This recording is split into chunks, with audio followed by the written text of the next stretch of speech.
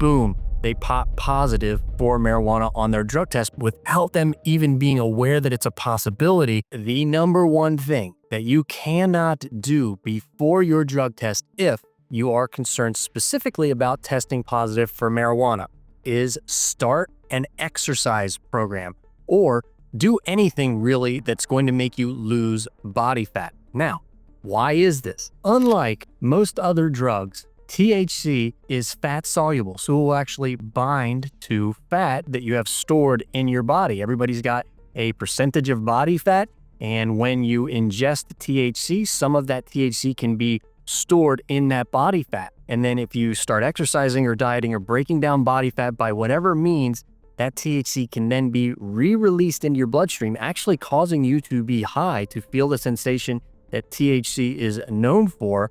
And then that THC can then obviously be broken down, be metabolized, and that show up on a drug test. Let's look at two specific scenarios, two possible scenarios of why this might trip you up when you are going to take your drug test. And I've actually heard basically verbatim both of these scenarios by patients in my offices. So here's scenario one. Scenario one is a person has a drug test coming up. Maybe they're surprised by it. They just got a new job that requires drug testing. They didn't know about it, or they've been told randomly to get a drug test.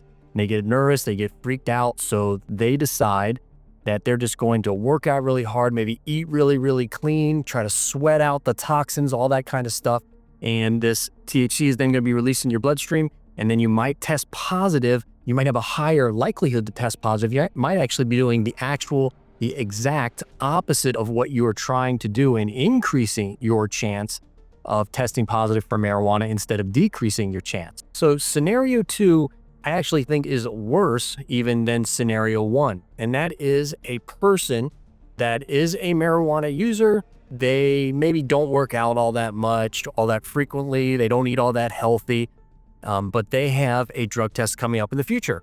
So they're smart about it. They decide they're going to stop using marijuana, and they proceed to home test to make sure that they're clean. And I always recommend home testing.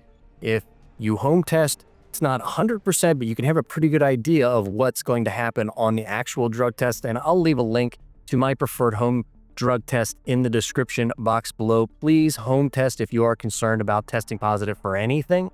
So they're home testing. They know that they're clean because their home test is coming out that it's clean. And then they just happen to go, well, I'm going to get healthy now. I want to start working out. Maybe it's the new year, whatever the scenario is. They start working out. They start on whatever diet is they haven't been using for an extended period of time.